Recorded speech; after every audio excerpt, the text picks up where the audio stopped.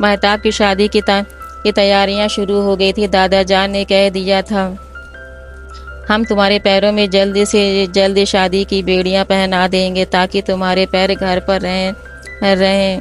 صاحبزادے کا تو پورا دن پتہ نہیں ہوتا کہاں رہتے ہیں دادا جان، ہمیں کام کے سلسلے میں ادھر ادھر جانا ہوتا ہے۔ پاپا نے کل سے آفس جوائن کرنے کے لیے کہا ہے۔ شادی کی تاریخ 11 نومبر کی رکھ دی گئی تھی۔ دونوں طرف سے شادی کے انتظامات ہو رہے تھے۔ امی نے بڑی پھپھو گلفسوں کو بلا لیا تھا تاکہ شادی کے کاموں کو انجام دے سکے۔ جیسے جیسے شادی کے دن قریب آ رہے تھے مہتاب کی دھڑکنیں تیز ہو رہی تھیں۔ پتہ نہیں ہم وہاں کیسے ایڈجسٹ کریں گے خود کو، حالانکہ کچھ دنوں سے وہ خود ہی کھانا پکا رہی تھی اور اب کافی کچھ سیکھ بھی گئی تھی۔ یوں تو شادی کا پورا ارینجمنٹ ابو نے چاچو کے ہاتھوں دے رکھا تھا۔ آج بارادری لان دلہن کے مانند جگمگا رہا تھا۔ نکاح ہو چکا تھا۔ سرخ رنگ کا جگمگاتا بھاری غرارے دوپٹے میں مبلوس دلہن جسے دو لوگ پکڑے ہوئے تھے اسٹیج پر لایا جا رہا تھا جہاں دولہے راجا ان کا انتظار کر رہے تھے۔ سبھی کی نظریں دلہن کی طرف تھیں۔ کافی دیر سے سونیا اور صغرا اسے ہنسانے کی کوشش میں لگی ہوئی تھی پر دلہن کو ہنسی نہیں آ رہی تھی۔ آنٹی آج تو آپ بے حد خوبصورت لگ رہی ہیں، سیف ال نے کہا۔ تبھی اس کے چہرے میں ایک ہلکی سی اسمائل دی۔ چاروں طرف روشنی ہی روشنی تھی۔ کھانا ہو چکا تھا۔ سبھی رسموں کے بعد اب رخصتی کی رسم کو انجام دیا جا رہا تھا۔ بڑی مشکل گھڑی ہوتی ہے جب لڑکی رخصت ہوتی ہے۔ بس وہی حال مہتاب کے گھر والوں کا بھی تھا۔ سبھی کی آنکھوں میں آنسو تھے۔ بیٹا مہتاب ہے، اس طرح سے رو رو کر اپنے آپ کو ہلکان نہ کرو۔ جیسے یہ گھر تمہارا ہے ویسے ہی وہ بھی گھر تمہارا ہے۔ ہم سب تمہارے اپنے ہیں۔ امی اور دادا جان اسے سمجھا رہے تھے۔ یوں مہتاب رخصت ہو کر اپنے سسرال پہنچ گئی تھی۔ گھر پر سبھی بہت خوش تھے۔ آتے ہی دادی جان نے سب سے پہلے دلہن اور دولہے کی نظر اتاری اور صدقہ اتارا۔ رات بہت ہو چکی تھی تبھی بھابھی نے اسے اس کے کمرے میں پہنچا دیا تھا۔ کمرے میں جاتے ہی موگرے اور گلاب کی خوشبو اس کے رگ رگ میں سرابور ہو گئی تھی۔ کمرے میں پورا کمرہ پھولوں سے سجا ہوا تھا۔ وہ پھولوں کی سیج پر بیٹھی یوں شرما رہی تھی جیسے شان کی اس کی پہلی ملاقات ہے۔ ابھی کچھ ہی دیر ہوئی تھی کہ شان کمرے میں حاضر ہوئے۔ اس نے دھیرے سے اس کا گھونگھٹ اٹھایا اور محبت کے کچھ الفاظ کہے۔ سانسوں میں بسی ہے جو مہک آج کی یہ رات ہے، سانسوں میں بسی ہے جو مہک آج کی یہ رات ہے، بے حد خاص محبت کے راج کی یہ رات ہے۔ مہتاب مجھے یقین نہیں ہو رہا ہے کہ یہ واقعی تم ہو جسے ہم نے دل کی گہرائیوں سے چاہا ہے۔ اتنی حسین تو تم پہلے بھی تھی پر آج تو اور بھی حسین لگ رہی ہو، جیسے لگتا ہے کہ میں تمہیں یوں ہی دیکھتا رہوں اور قیامت آ جائے۔ خداوند تعالیٰ کا جتنا شکر ادا کروں کم ہے جس نے مجھے اتنی خوبصورت شریک حیات میسر کی۔ صبح سب کی کافی دیر میں ہوئی تھی۔ رات شادی کے ہنگاموں کی شہنائی ابھی تک ختم نہیں ہوئی تھی۔ ایسا معلوم ہوتا تھا کہ کان گونج رہے ہیں۔ گھر میں آ کے ہوئے سبھی رشتہ دار مہمان بھرے ہوئے تھے۔ صبح 10 بجے بھابھی ملازمہ کے ساتھ اس کے کمرے میں گئی تھی۔ ایک بڑے سے تھال میں نیا خوبصورت چیری رنگ کا غرارہ دیتے ہوئے انہوں نے کہا تھا مہتاب تیار ہو کر شان کے ساتھ نیچے ہال میں آئیے، سبھی آپ کا ناشتے میں انتظار کر رہے ہیں۔ بھابھی نیچے آنا ضروری ہے کیا؟ شان نے شرارتی لہجے میں کہا۔ بھابھی مسکرا کر آگے بڑھ گئی۔ مہتاب چیری رنگ کا غرارے بے حد خوبصورت لگ رہی تھی۔ کچھ دیر بعد وہ لوگ نیچے ہال میں تھے جہاں سبھی بے صبری سے ان کا انتظار کر رہے تھے۔ دادی جان کے نے آگے بڑھی اور گلے لگایا۔ دلہن اور دولہے کی نظر اتاری۔ بے حد خوبصورت ہے میری بہو۔ دادی جان نے ایک بیش قیمتی ہیروں کا ہار گفٹ دیا۔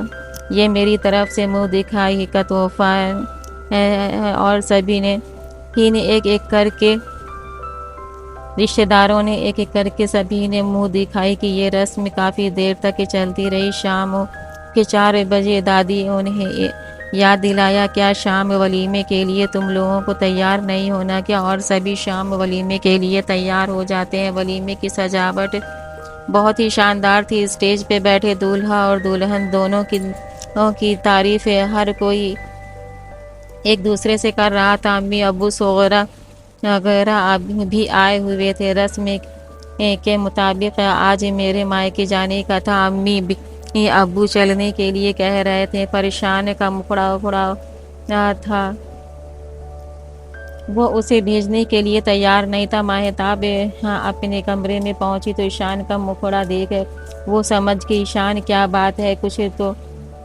بولو، کیا ضروری ہے یہ مائکے جانا؟ رسم تو پوری کرنی ہی ہوگی، کیا تمہیں اب اتنا بھی نہیں سمجھتے؟ پر وہ سمجھنے کے لیے تیاری نہیں تھا۔ ویسے چاہو تو 2-3 دن میں آ کر لے جا سکتے ہو۔ تبھی اس کے چہرے میں اسمائل آ جاتی ہے۔ کیا واقعی؟ تبھی کسی کے بلانے کی آواز آئی اور ایشان اس کے کھینچتے ہوئے اپنی باہوں میں جکڑ لیا۔ ماہی پلیز مت جاؤ، ہم تمہارے بغیر کیسے رہیں گے؟ پلیز ایشان چھوڑ دو مجھے، کوئی آ رہا ہے۔ وہ اپنے آپ کو چھڑاتی ہوئی وہاں سے آ جاتی ہے۔ ماہتاب اپنے مائکے جا رہی تھی اور سب اسے دیکھ رہے تھے، مگر گھر میں سناٹا طاری ہو جاتا ہے۔ ماہتاب کے جانے کے بعد صغیرہ بنگلور جانے کے انتظام کرنے لگتی ہے۔ امی ابو کو جہاں صغیرہ کے جانے کی خوشی تھی، وہیں افسوس بھی ہو رہا تھا۔ ماہتاب اپنے سسرال اور صغیرہ ہاسٹل شفٹ ہو جائیں گے اور اس کے 3 سال بعد وہیں گزر جائیں گے۔ سب اسی سوچ میں مبتلا تھے کہ ایشان کا فون آ گیا۔ ماہتاب، لندن سے ایک اپائنٹمنٹ آرڈر آیا ہے، ہمیں بزنس کے سلسلے میں لندن بلایا جا رہا ہے۔ تو کیا تم نے کیا سوچا؟ میری طرف سے تو انکار ہے، پر پاپا کو کون سمجھا سکتا ہے؟ تمہیں یہ گولڈن چانس ملا ہے، جانا تو پڑے گا ہی۔ وہ کسی کی بات سننے کے لیے تیار نہیں تھا۔ دادا جان بھی انہیں سمجھا کر تھک گئے تھے، پر انہیں تو اپنے بزنس کے آگے کچھ بھی دکھائی نہیں دے رہا تھا۔ دونوں بہت افسوس ظاہر کر رہے تھے۔ صغیرہ نے تو گھومنے کا پلان بنایا تھا، پر اب کیا کیا جا سکتا ہے؟ سیف اللہ نے رو کر گھر بھر دیا تھا۔ چاچو کو جانے نہیں دیں گے، ابھی تو وہ اتنے سالوں بعد آئے ہیں، وہ پھر انہیں بھیج رہے ہیں۔ بھابھی اسے سمجھا رہی تھی۔ چپ جاؤ سیف اللہ، رو کر یوں خود کو ہلکا نہ کرو۔ کمرے میں بیٹھے ایشان ماہتاب کے ساتھ اپنا ہاتھ رکھ اسے سمجھا رہے کی کوشش کر رہے تھے، جبکہ ماہتاب آنسوؤں سے رو رہی تھی۔ ایشان، ابھی تو تم نے 3 سال بعد آئے ہو اور پھر 3 سال تمہارے بغیر۔ وہ چپ ہو جاتی ہے۔ وہ خود کو سمجھا نہیں پاتا، پر اسے سمجھانے کی کوشش کرتا ہے۔ ماہتاب، پریشان نہ ہو، ہم روز فون کریں گے۔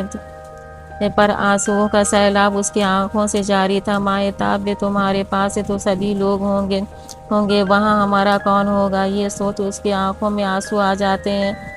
اپنوں سے دور رہنے کا احساس انسان کو تبھی ہوتا ہے جب وہ اس سے دور رہتا ہے۔ بس یہی احساس اسے پریشان کر رہا تھا۔ دادی ان سے کئی مرتبہ کہہ چکی تھیں کہ کیا چاہتے ہو ہم اپنے پوتے کو بغیر دیکھے دنیا سے رخصت ہو جائیں، پر پاپا کسی کی سننے والے نہیں تھے۔ رات کافی ہو چکی تھی اور ماہتاب اس کی گود میں سر رکھ کے لیٹی ہوئی تھی۔ وہ اسے یوں ہی دیکھتا رہا اور باتیں کرتا رہا۔ دادی کی گود میں سر رکھ کر لیٹے ہوئے اس نے کہا، دادی، میری ماہتاب کا خیال رکھنا۔ یہ بھی کوئی کہنے کی بات ہے، ہم سبھی اس کا خیال رکھیں گے۔ یوں 1 ہفتہ کیسے گزر گئے پتہ ہی نہ چلا، اور آج سب مجھے ایئرپورٹ میں ڈراپ کرنے آئے تھے۔ سبھی کے چہرے افسوس سے زیادہ تھے۔ ماہتاب چہرہ چاہ کر بھی اپنے آنسوؤں کو روک نہیں پا رہی تھی۔ بھابھی اسے سمجھا رہی تھی، ماہتاب، ہم بھی تمہاری بہن جیسے ہیں۔ ایشان جا چکے تھے اور سب گھر کو لوٹ آئے تھے۔ ایشان کو گئے 1 مہینہ ہو گئے تھے اور اس کا روز فون آتا تھا۔ دادی، دادا، امی اور سبھی اس سے باتیں ہوتی۔ رات میں کھانا کھا کر میں ابھی اپنے روم میں گئی تھی کہ ایشان کا فون آ گیا۔ کیا حال ہے مائی؟ ایشان، میری طبیعت کچھ ٹھیک نہیں لگ رہی تھی۔ کیوں، کیا ہوا؟ پتہ نہیں، کچھ بخار سے تھا اور طبیعت عجیب سی ہو رہی تھی۔ دادی نے ٹوکا بھی تھا۔ ماہی، طبیعت ٹھیک نہیں ہے کیا تمہاری؟ نہیں دادی، ٹھیک ہے، ہم نے کہہ دیا تھا۔ اچھا، کل بھابھی کے ساتھ ڈاکٹر کو دکھا آنا۔